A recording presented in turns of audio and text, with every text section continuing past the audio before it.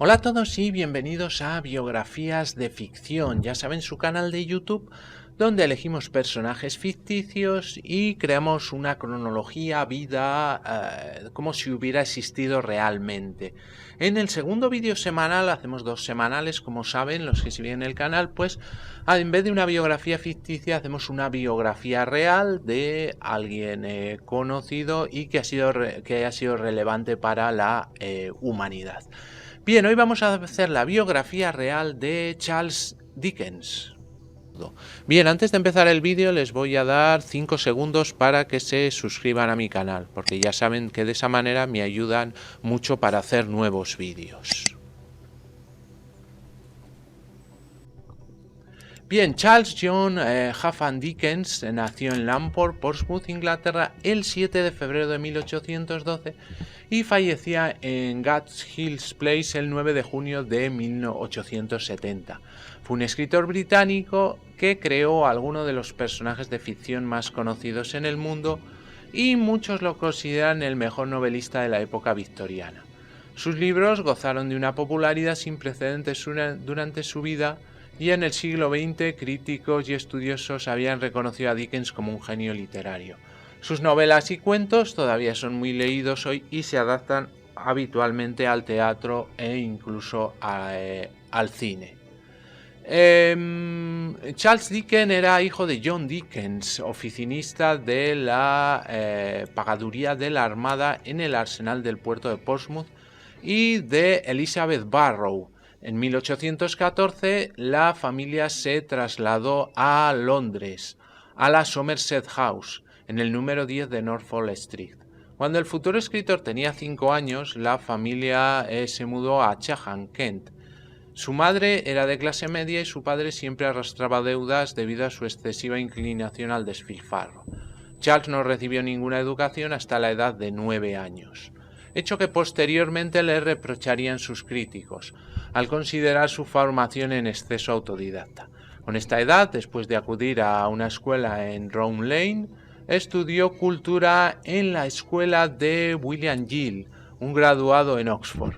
Pasaba el tiempo fuera de su casa leyendo vorazmente. Mostró una particular afición por las novelas picarescas, como Las aventuras de Roderick Random y Las aventuras de Peregrine Pickle de Tobias Smollett y Tom Jones de Henry Fielding.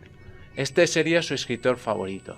También leía novelas de aventuras como Robinson Crusoe y novelas de caballería como Don Quijote de la Mancha.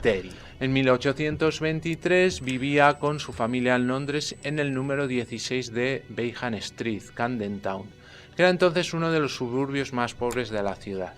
Aunque sus primeros años parecen haber sido una época idílica, él se describía como un niño muy pequeño y no especialmente cuidado. También hablaría de su extremo patetismo y de su memoria fotográfica de personas y eventos. Esto le ayudaría a trasladar la realidad a la ficción. Su vida tomó un cambio profundo cuando su padre fue denunciado por impago de sus deudas y encarcelado en la prisión de deudores de Marshallshire. La mayor parte de la familia se trasladó a vivir con el señor de Dickens a la cárcel, posibilidad establecida entonces por la ley que permitía a la familia del moroso compartir su celda. Charles fue acogido en una casa de Little College Street regentada por la señora Roylance y acudía los domingos a visitar a su padre en la prisión. A los 12 años se consideró que el futuro novelista tenía la edad suficiente para comenzar a trabajar y así comenzó su vida laboral. En jornadas diarias de 10 horas en la Warneswood Blaking Factory, una fábrica de betún para calzado, que estaba ubicada cerca de la actual estación ferroviaria Charing Cross de Londres. Este periodo su vida transcurrió pegando etiquetas en los botes de shoes polish, betún para calzado, y ganaba 6 chelines semanales. Con este dinero tenía que pagar su hospedaje y ayudaba a la familia, la mayoría de la cual vivía con su padre, que permanecía encarcelado. Después de algunos meses su familia pudo salir de la prisión de Marshallshire, pero su situación económica no mejoró hasta pasado un tiempo. Cuando murió la abuela materna de Charles, su padre recibió una herencia de 250 libras. Su madre no retiró a Charles de forma inmediata de la compañía, que era propiedad de unos parientes de ella. Dickens nunca olvidó el empeño de su madre de obligarlo a permanecer en la fábrica. Estas vivencias marcaron su vida como escritor. Dedicó gran parte de su obra a denunciar las condiciones deplorables bajo las cuales sobrevivían las clases proletarias. En su novela David Copperfield juzgaba como la más autobiográfica, escribió: yo no recibía ningún consejo, ningún apoyo, ningún estímulo, ningún consuelo, ninguna asistencia de ningún tipo de nadie que me pudiera recordar. Cuánto deseaba ir al cielo. En mayo de 1827 Dickens empezó a trabajar como pasante en el bufete de los procuradores Ellis y Blackmore y después de un tiempo como taquígrafo judicial. Un año después comenzó a colaborar como reportero en el Doctors' Commons y posteriormente ingresó en calidad de cronista parlamentario en el True Sun. Por esta época se interesó por la escena teatral londinense, apuntándose a clases de interpretación. Pero el día de la realización del casting tenía gripe y no pudo asistir. Allí terminaron sus sueños de ser actor teatral. En el año 1834 lo contrató el Morning Chronicle como periodista político para informar sobre detalles parlamentarios y viajar a través del país a cubrir las campañas electorales. En 1836 sus artículos en forma de esbozos literarios, que habían ido apareciendo en distintas publicaciones desde un año antes, se publicaron formando el primer volumen de Sketches by Boz y que dio paso en marzo de ese mismo año a la publicación de las primeras entregas de los papeles póstumos del Club Pickwick. Posteriormente continuó contribuyendo y editando diarios durante gran parte de su vida. El 2 de abril de 1836 contrajo matrimonio con Catherine Thomson Howard y estableció su residencia en Bloomsbury. Tuvieron 10 hijos: Charles Cullivore Dickens, Mary Dickens, Kate Marie Dickens, Walter Landon Dickens, Francis Jeffrey Dickens, Alfred Dorsey Tennyson Dickens, Sidney Smith Hallman Dickens, Henry Fielding Dickens, Dora Annie Dickens y Edward Bulwer Lytton Dickens. En 1836 aceptó el trabajo de editor del Bentley's Miscellany, que mantendría hasta 3 años después, cuando discutió con el dueño. Otros 2 periódicos de los que Dickens fue asiduo contribuyente fueron el Household Words y el All the Year Round. En 1842 viajó junto a su esposa a los Estados Unidos, hecho que describió brevemente en notas de viaje americanas y que sirvió también como base de algunos de los episodios de Martin Chuzzlewit. Aunque poco después mostró interés por el unitarismo cristiano. Dickens seguiría siendo anglicano durante el resto de su vida. Hacia 1849 escribiría La vida de Nuestra Señor, en inglés se llamó The Life of Our Lord, un libro corto que abordaba la vida de Jesucristo con un lenguaje sencillo y que fue escrito con el propósito de inculcar la religión cristiana a sus hijos. Influido por su formación protestante, rechazó las denominaciones del catolicismo y el evangelicalismo y trató de forma crítica la hipocresía de instituciones religiosas y filosóficas. Además, consideraba el espiritualismo como una desviación del verdadero espíritu del cristianismo. Dickens no solo profesaba ser cristiano, sino que, en palabras de su hijo Henry Fielding, sería descrito como un hombre de profundas convicciones religiosas. Tanto Tolstoy como Dostoyevsky se referían a él como ese gran escritor cristiano. Los escritos de Dickens fueron sumamente populares en sus días y fueron leídos extensamente. En 1856 su popularidad le permitió comprar Gathhill's Place. Esta gran casa ubicada en Highgate, Kent, tenía un especial significado para el escritor, ya que de niño había caminado por sus cercanías y había soñado con habitarla. El lugar también fue donde se desarrollan algunas de las escenas de la primera parte de Enrique IV de Shakespeare, conexión literaria que complacía a Dickens. Vio publicadas 9 entregas en 1836 y las 11 restantes un año después de The Posthumous Papers of the Pickwick Cat, los papeles póstumos del Club Pickwick.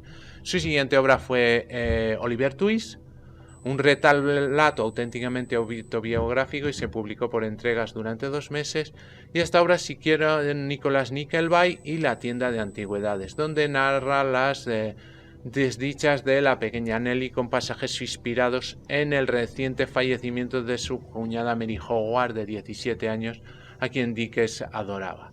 La obra tuvo un gran éxito en Inglaterra y en América. Su novela Dombey and Son, Dombey e Hijo, significó un cambio en su método de trabajo. Pasó de la improvisación hacia la completa planificación, apoyándose para la escritura en la maestría que alcanzó en el manejo de los recursos novelísticos. Fundó en 1849 el semanario Household Words, donde difundió escritos de autores poco conocidos y en el que publicó dos de sus más excelsas obras, Bleak House, Casa desolada, y Hard Times, Tiempos difíciles. Para ese punto ya era considerado como el gran novelista de lo social. Estaba sometido a una gran carga de trabajo y destinado a satisfacer la gran demanda de sus lectores. Dickens no tardó en caer en una crisis que le llevó a la ruptura con sus editores tras exigirles una mayor remuneración. Su petición fue denegada. Después de ellos, Dickens inicia una serie de viajes a Italia publicando imágenes italianas, Suiza y Francia, en donde conoció a Alejandro Dumas y a un joven Julio Verne, además de admirar la sociedad parisina. A su regreso a Inglaterra, obligado por nuevas necesidades económicas, extendió su actividad a otros campos. Organizó representaciones teatrales, fundó el Daily News y hizo de actor y comenzó a dar conferencias, como las que daba sobre los derechos de autor, defensa de las prostitutas y condena de la pena de muerte. Su gran bestseller fue David Copperfield, del cual llegó a vender hasta 100.000 ejemplares en poco tiempo. Fue también el primer escritor en utilizar la palabra detective en sus novelas. Alrededor de 1850 la salud de Dickens había empeorado. Este cambio fue agravado por la muerte de su padre, de una hija y de su hermana Fanny. Dickens se separó de su esposa en 1858. En la era victoriana el divorcio era impensable, particularmente para personas famosas como él. No obstante, continuó manteniendo a ella y a la casa por los siguientes 20 años, hasta el día que ella falleció. Aunque inicialmente vivían felices juntos, Catherine no parecía compartir en lo más mínimo la más desmedida energía que Dickens tenía. Su trabajo de vigilar a sus 10 niños y la presión de vivir con un mundialmente famoso novelista ciertamente no ayudaba. Georgina, la hermana de Catherine, se mudó para ayudarla, pero circulaban rumores de que Charles estaba involucrado románticamente con su cuñada. Una indicación de la crisis matrimonial ocurrió cuando en 1855 él fue al encuentro de su primer amor, María Bethnal. María también estaba casada en esos tiempos, pero ella había cambiado muchísimo del recuerdo romántico que Dickens tenía de ella. A partir de entonces, el cambio de carácter de Charles Dickens fue tan notable que varios amigos suyos declararon no reconocer en él a la persona que habían conocido. A pesar de todo, Dickens continuó escribiendo y dando conferencias y se refugió en casa de su amigo Will Collins, el creador del género de misterio. Llegaron a escribir relatos juntos y se recomendaban ideas para sus respectivas novelas. En 1859 publicó Historia de dos ciudades y el 9 de junio de 1865, mientras regresaba a Francia para ver a Ellen Ternan, Dickens sufrió un accidente, el famoso choque ferroviario de Staplehurst, en el cual los 7 primeros vagones del tren cayeron de un puente que estaba siendo reparado. El único vagón de primera clase que no cayó fue aquel donde se encontraba Dickens. El novelista pasó mucho tiempo atendiendo a los heridos y moribundos antes de que la ayuda llegase. Antes de partir, se acordó del inconcluso manuscrito de nuestro amigo mutuo y regresó al vagón únicamente a recuperarlo. Típico de Dickens, él luego usaría esta terrible experiencia para escribir su corta historia de fantasmas, El guardavía, en la cual el protagonista tiene la premonición de un choque ferroviario. Dickens se las arregló para evadirse de la investigación del choque, pues como ahora se sabe, él estaba viajando ese día con Ellen Ternan y su madre, lo cual podía causar un escándalo.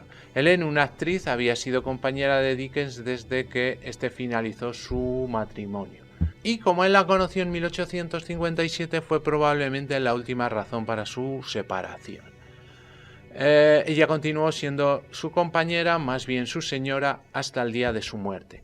Las dimensiones de la aventura fueron desconocidas hasta la publicación en 1939 de Dickens y su hija, un libro acerca de la relación intrafamiliar del autor con su hija Kate. Kate Dickens trabajó como Lady's Store en el libro antes de su muerte, ocurrida en 1929, y afirmó que Dickens y Tennant tuvieron un hijo que murió en la infancia, aunque no existe ninguna evidencia concreta que corrobore sus afirmaciones. Dickens, aunque ileso, nunca se recuperó totalmente del accidente de Staplehurst. Su prolífica pluma se dedicó a completar nuestro amigo mutuo y a comenzar el misterio de Edwin Drood, que quedó inacabada en su último tercio, y cuyo desconocido final dio lugar hasta hoy a innumerables hipótesis. Mucho de su tiempo fue utilizado en las lecturas públicas de sus más amadas novelas. Dickens estaba fascinado por el teatro como un escape del mundo real, y los teatros y el público teatral aparecen en Nicholas Nickleby. Los espectáculos itinerantes eran extremadamente populares y el 2 de diciembre de 1867 Dickens dio su primera lectura pública en los Estados Unidos en un teatro de Nueva York. El esfuerzo y la pasión que ponía en esas lecturas con voces individualizadas para que sus personajes es algo que también contribuyó a su muerte. Volvió a escribir en All Year Magazine hasta su muerte. Poco después fue recibido por la reina Victoria I, la cual era gran lectora de sus obras. En 1869 Dickens aceptó presidir el Birmingham and Midland Institute, convirtiéndose en su 16º presidente. 5 años después del citado accidente, el 9 de julio de 1870, murió al día siguiente de sufrir una apoplejía, sin haber recuperado la consciencia. Contra su deseo de ser enterrado en la catedral de Rochester, la cercana a su domicilio, lo fue en la llamada esquina de los poetas de la abadía de Westminster, si bien se procuró respetar su deseo de privacidad. Circuló a su muerte un epitafio impreso en el que decía que fue simpatizante del pobre, del miserable y del oprimido, y con su muerte el mundo ha perdido a uno de los más grandes escritores ingleses. Dickens estipuló que no se erigiera ningún monumento en su honor, y su única estatua de tamaño natural data de 1981, realizada por Francis Edwin Elwell, la cual se encuentra localizada en Clark Park, Filadelfia, en los Estados Unidos. Su gran sueño fue el de ser libre y lo consiguió siendo